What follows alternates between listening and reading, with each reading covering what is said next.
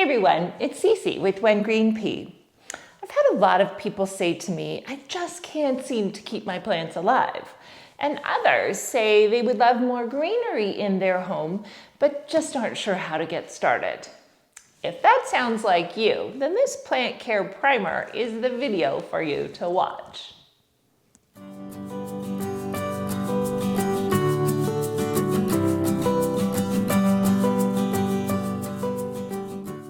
Doesn't it seem like everybody's into plants right now?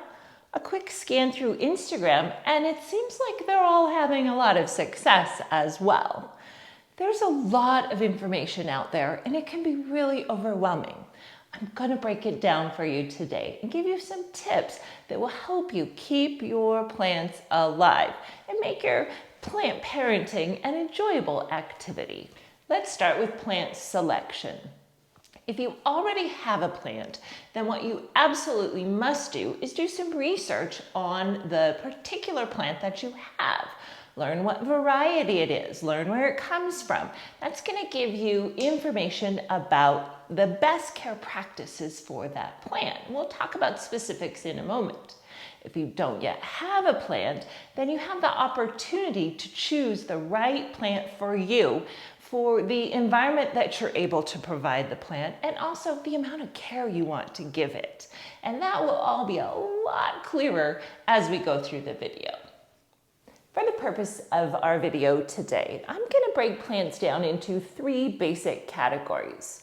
We've got ferns and succulents and then tropicals. And that's going to comprise probably the majority of the plants you bring into your home. So for that reason, we'll focus today on tropical plants. Our first topic for today is watering. Probably the number one reason that people kill their plants is overwatering.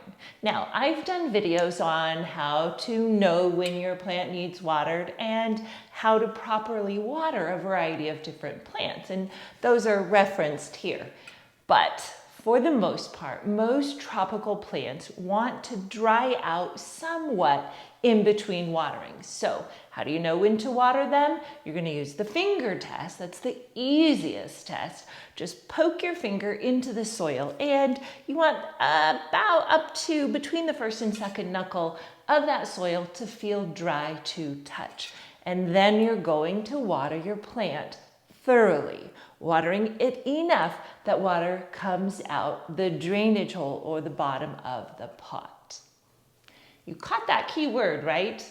Drainage. Drainage is crucial to the life of your plants. If you don't have drainage in your pot, then the roots are going to sit in wet soil and they will drown. They won't be able to get oxygen. So I have a video on how to choose a proper pot, but here's the quick information.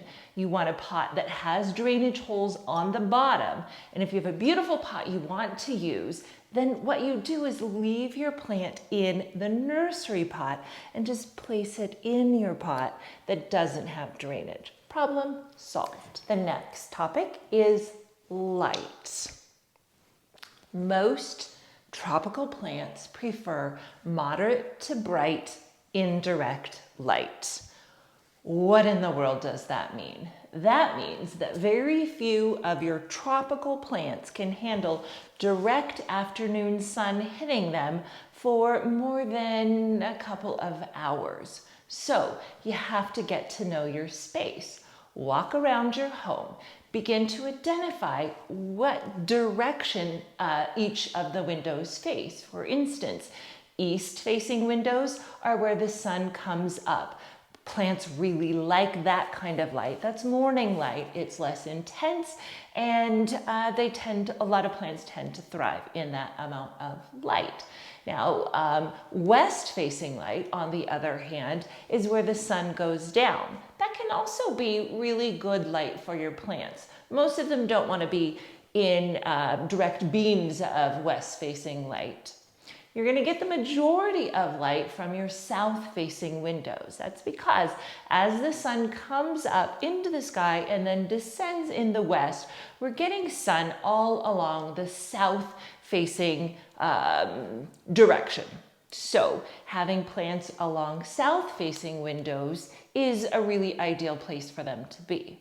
Now, there are some very unique plants that can handle low light conditions, and those are the plants that you would want to put in north-facing light. That's going to be your lowest quality and lowest amount of light.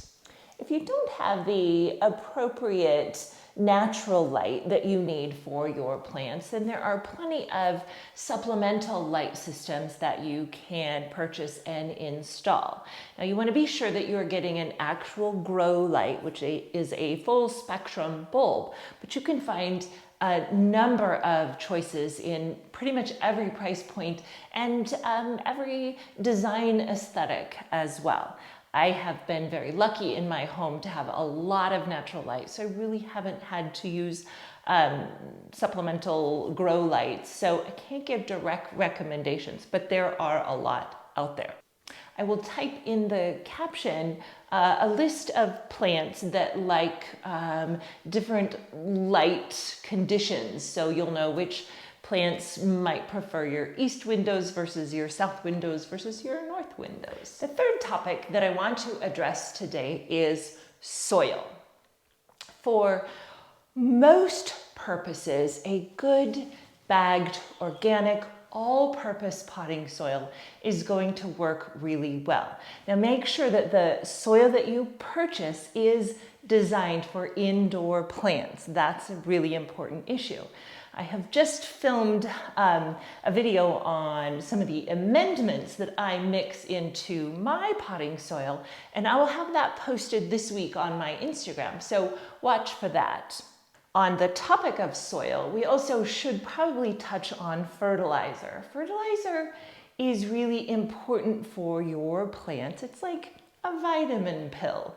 Now, most potting soils are enriched with some fertilizer, but over time that diminishes. It gets washed away, so you need to supplement that.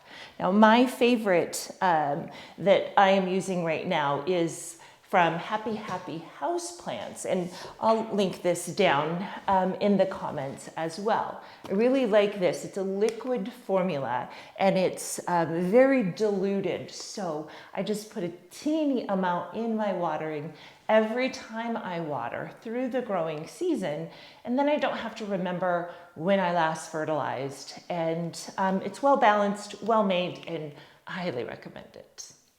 Keeping in mind those three factors that we have talked about today, water, light, and soil, are going to help you eliminate two of the most common reasons that we kill our plants. That is overwatering and not enough light. Now, that being said, this is a no-shame zone. Sometimes plants just die. They can be very perplexing. As wonderful as plants are in our lives, they can also be very frustrating because sometimes they just die, and that's okay. I give you full permission to kill plants once in a while and not blame yourself for it. Now, there is a lot of information out there to expand beyond the topics that we have addressed. There is Dr. Google. Now, I admit that is something I turn to quite frequently when I'm faced with a problem that I don't know what to do with. But I want to advise caution.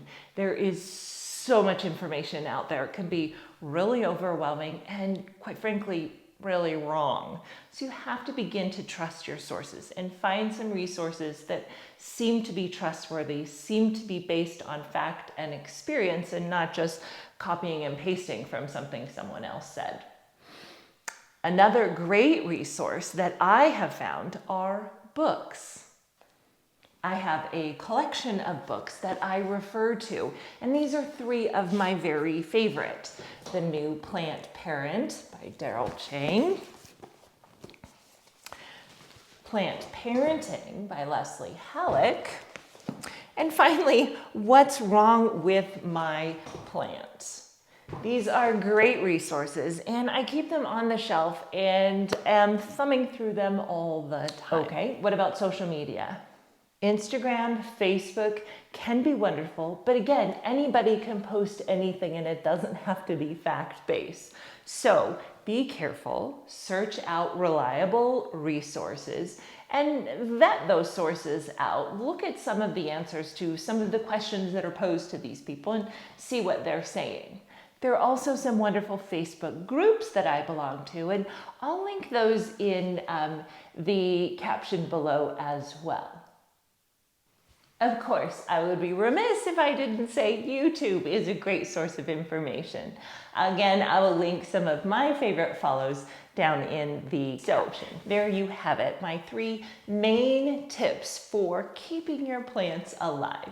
I hope that it was helpful, and I really appreciate you watching all the way to the end. If you liked it, a thumbs up helps to let me know that. And subscribing to my channel would just delight me as well.